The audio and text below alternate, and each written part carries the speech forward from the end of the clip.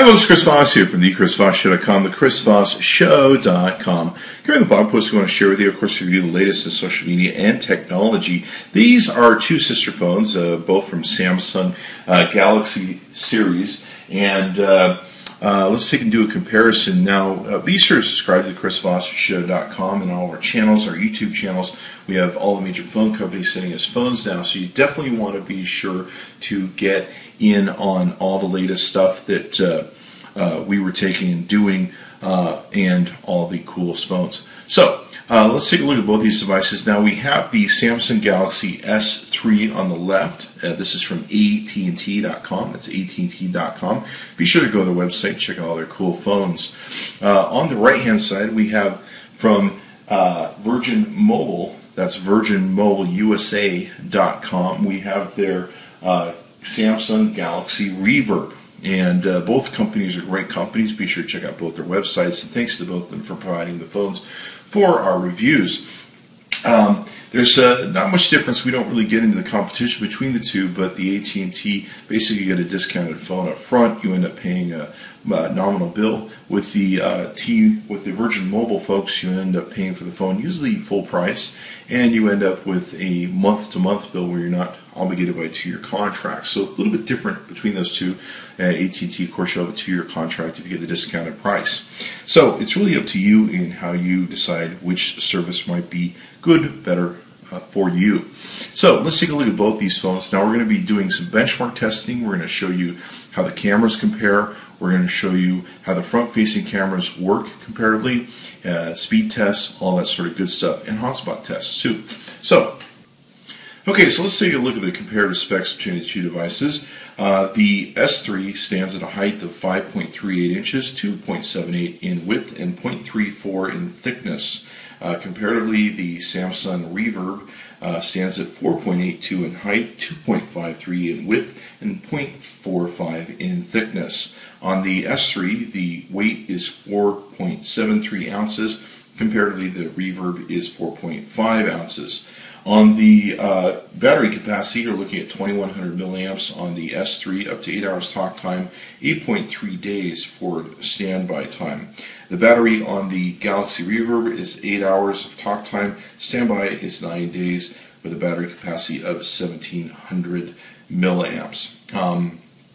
On the both devices, of course, operating at Android 4.04. Display size is 4.8 inches on the Galaxy S3, and you're looking at 1280 by 720, 306 ppi, HD Super AMOLED screen with 60 million colors. On the Samsung Galaxy Reverb, you're looking at a 4-inch screen with 480 times 800 pixels, 233 ppi. It's a TFT capacitive multi-touch screen. And let's take a look hardware-wise inside of each device. You're looking at, on the chipset, stay tuned as we go through this whole process. Now, let's take a look at both devices. Now, both of them do have the live wallpaper effect that you can do on these. They both, the Samsung is running on 4.04 on its software, Android 4.04. It's been updated too. Let's see if we can't find out.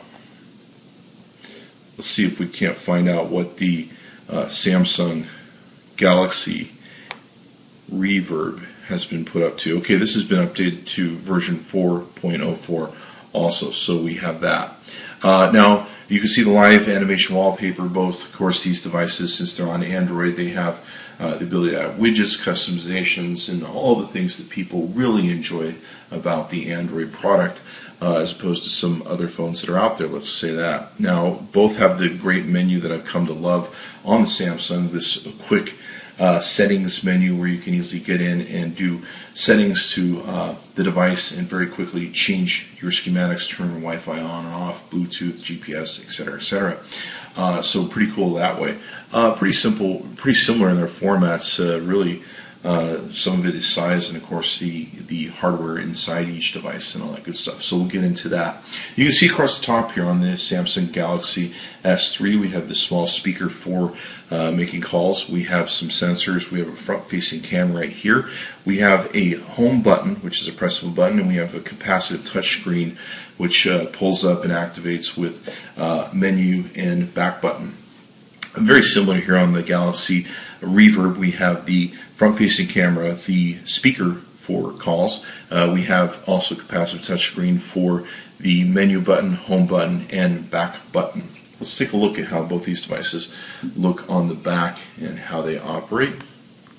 You can see here that on the back we've got the lamp flash over here. On the S3 we've got the front-facing camera, or I'm sorry, the back-facing camera I should say.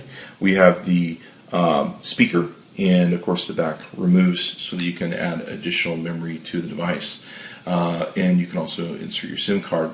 And it has removable battery, which we'll pull off here in a second and show you.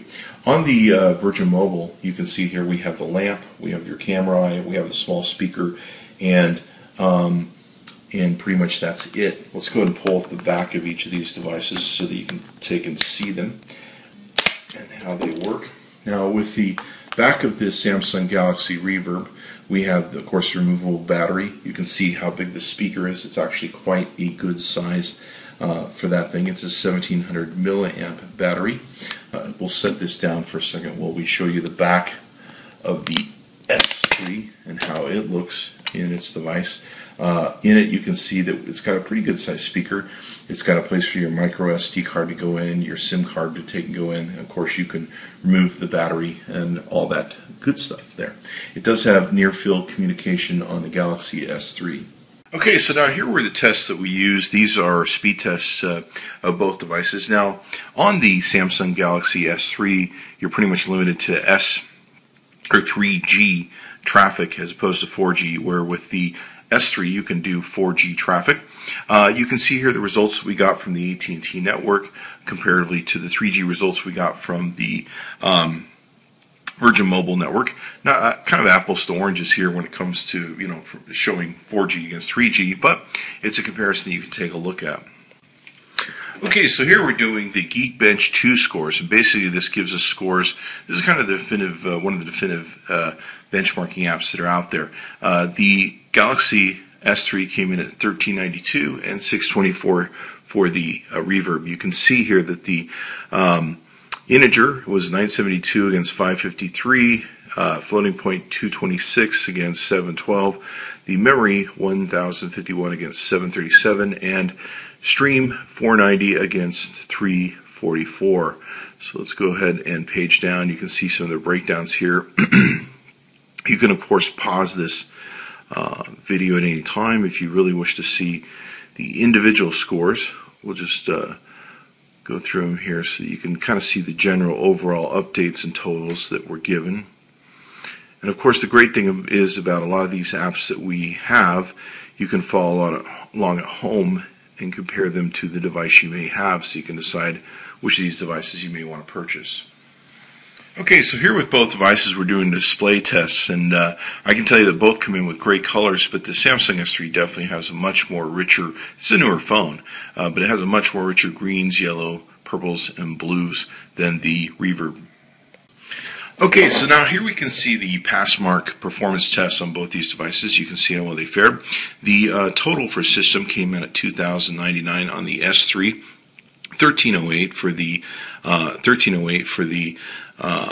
Galaxy Reverb, 5,336 on the S3 against 1,738 for the Galaxy, 4,256 for the S3 versus 2047 for the Reverb, 2,037 for the, let's see if we can get these coordinated here, 2,037 for the S3 against 1,463 on the Reverb, 1,516 on the S3 versus 1,812, and on the Reverb finally 544 against the S3's 775.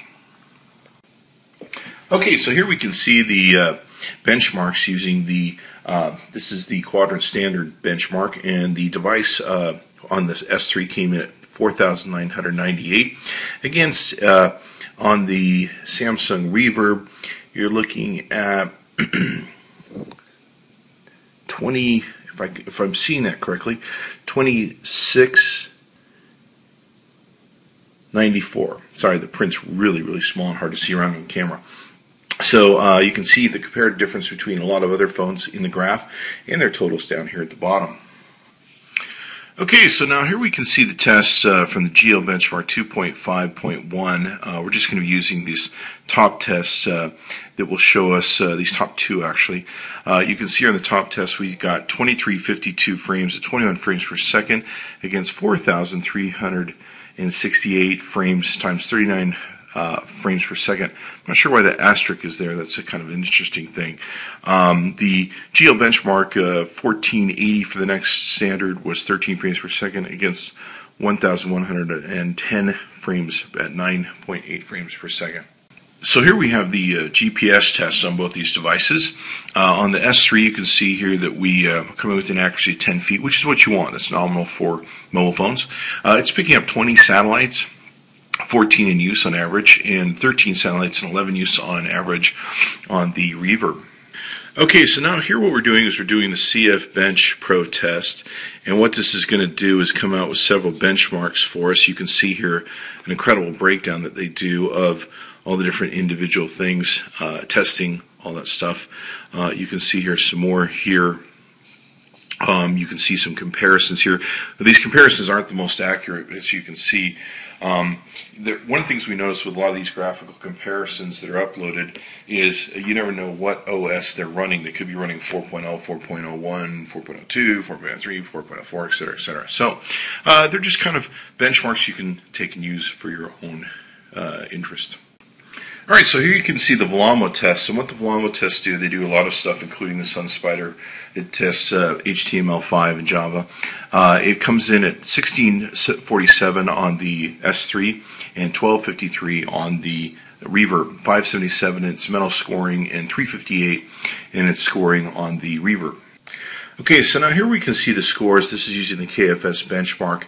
The overall frames per second on the S3 was 32,717, that's 32.7, 22.8 on the Galaxy Reverb. Alright, so here we can see the SQL test we've done with the RL Benchmark SQLite Performance Test. This basically tests different inserts, transactions, strings, index, dropping tables, all that sort of good stuff. The score on the S3 came in at 28.17, and on the Galaxy Reverb 35.86. Alright, so here's our SunSpider JavaScript results. We tried to get you browser marked, but it was crashing on the S3 for some reason. We find that their website's pretty unstable since the launch of the iPhone 5 for some reason. On the SunSpider results, we got 1700.2 milliseconds and 3452. The key here, of course, is to have the lowest score in processing Java and HTML5 on your browser. Okay, so now we have the front-facing camera experience that you can see here.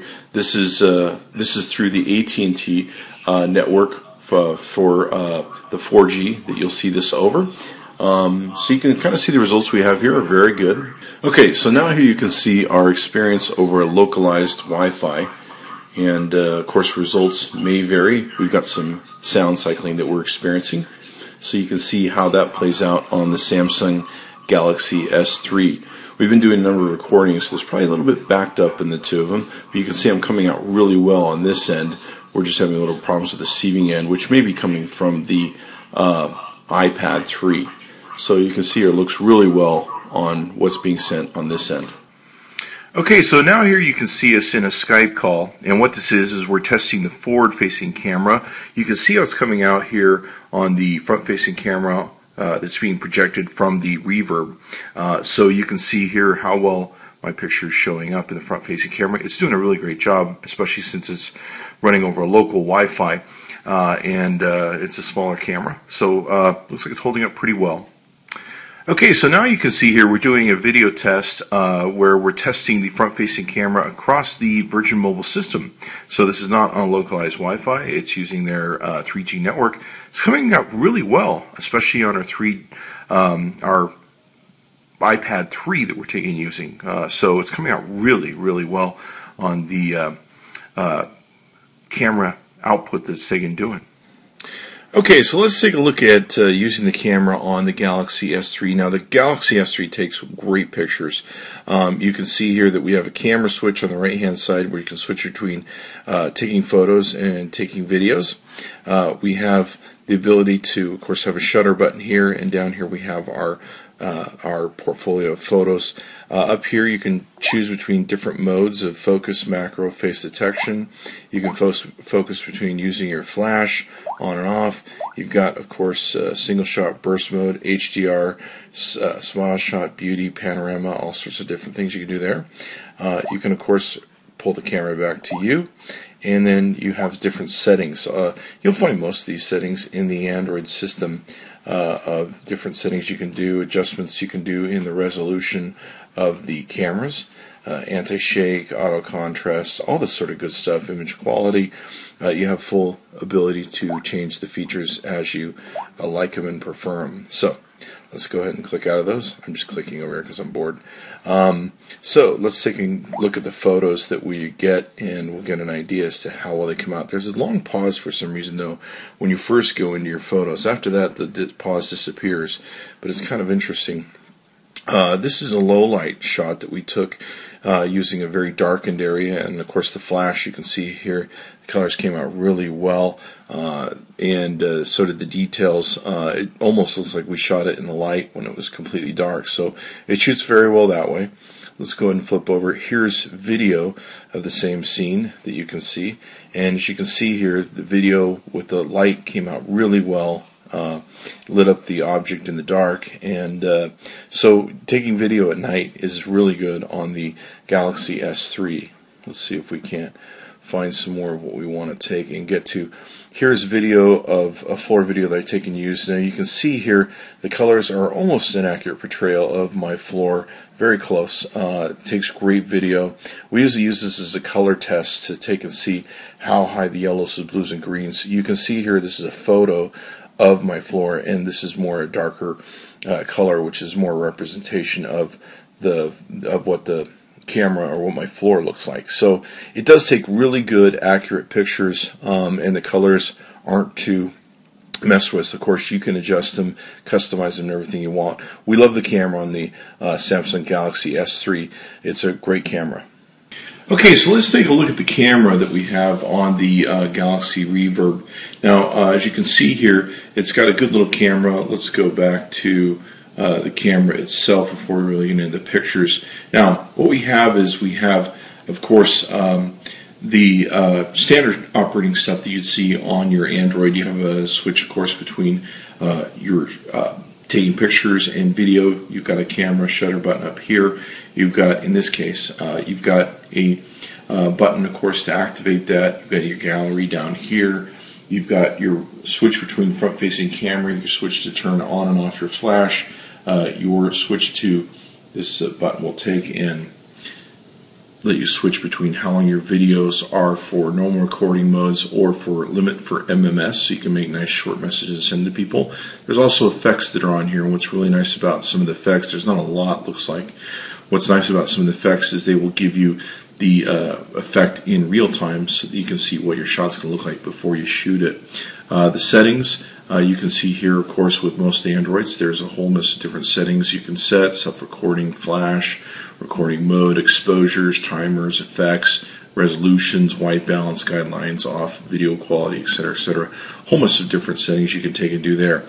Pretty much the same sort of setup for your camera. You've got your ability to do your flash, front-facing camera. You have the ability to do different shooting modes. Not a lot here as compared to some other Androids. You can, of course, control effects. Once again, kind of limited compared to other Androids, but still there. You're going to do, of course, different controls and menu, exposure values, focus modes, effects, resolution, white balance, ISO, metering.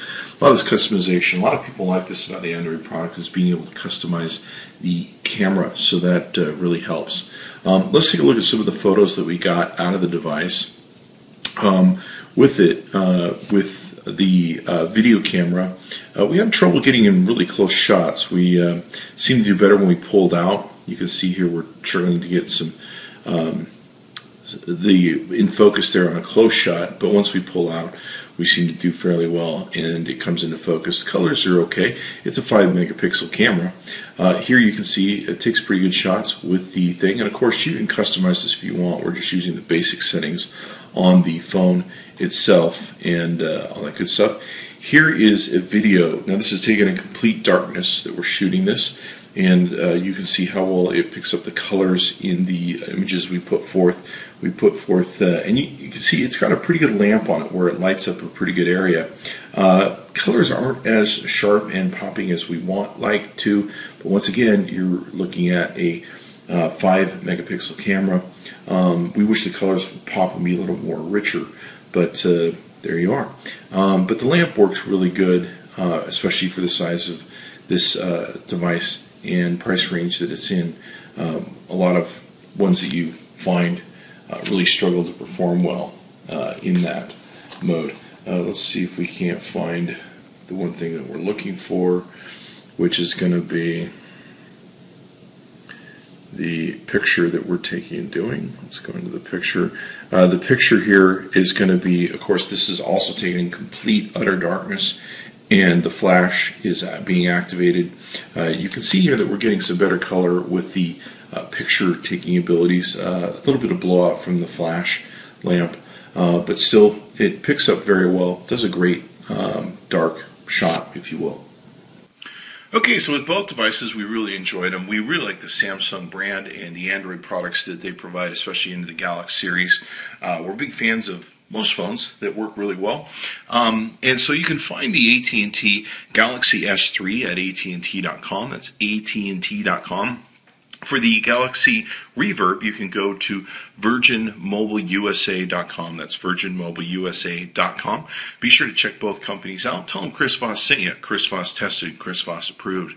And be sure to subscribe to all of our channels, the chrisvossshow.com daily emails, as we have all the major phone companies sending us phones, and also take and subscribe to our YouTube channel so you can get all the greatest phones that we have there. Thanks for coming by the chrisvossshow.com. Be sure to check back often.